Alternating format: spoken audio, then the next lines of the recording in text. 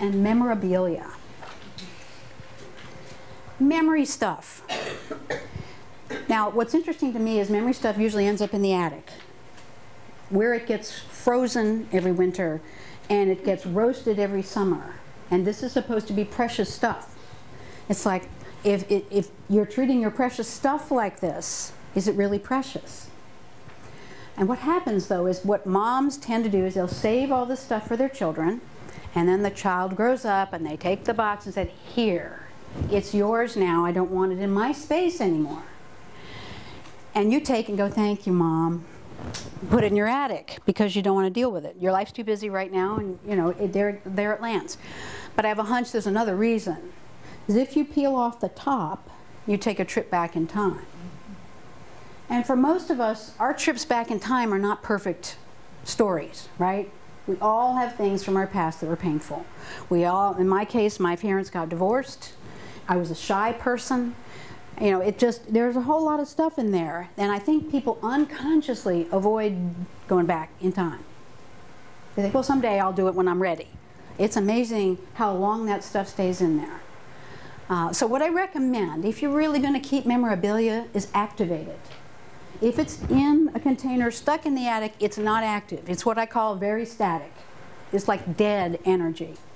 If it's that precious, activate it and bring it out into the light and somehow have it in your space. It's especially wonderful if they're things that your children or grandchildren would enjoy seeing. And to make it so that they can go through a notebook that has letters from Grandpa when he was in the war, or some people with medals for fathers and grandfathers, they'll make a special decorative box and hang them on the wall so that you can feel proud of that person instead of having them hanging out in a plastic box. I show you this image because on the little individual shelves, my friend has a lot of memorabilia from Australia, where she's from. And so this is a feel-good room for her because she brought some of her heritage into the room and displayed it. And if you can display some of your memorabilia, if it's, you know, something you're willing to have other people see, that's an awesome thing to do with it, rather than keeping it stored away, inactive and dead. So think about how you can activate your memorabilia. I have one file box with files in it that's got a lot of my paper memorabilia, and I have it categorized by Bob is my husband, parents, jobs, so that the papers that are important, at least I can access if I want to. And that's the only box I'm keeping. When it gets full, I'm going to start purging some of the stuff that's in there because I don't want more than one box, and my house is so small I don't have room for it. That's the only memorabilia stored out of sight. The rest of it is in some form that it can be enjoyed. And I've taken all my photos and scanned them all and put them on the computer.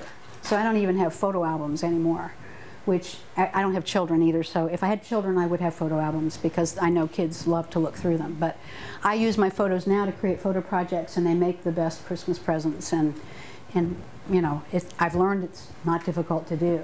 And I highly recommend it because they make the best presents. If you want to see Mom cry, give her a photo project. So activate your memorabilia. If it's that precious, do something with it. The reality too is with memorabilia, you don't have to keep a lot. This ring, this gold band here, is the only thing I have from my mother's mother, who is the grandparent I feel most connected with. She died when I was 2.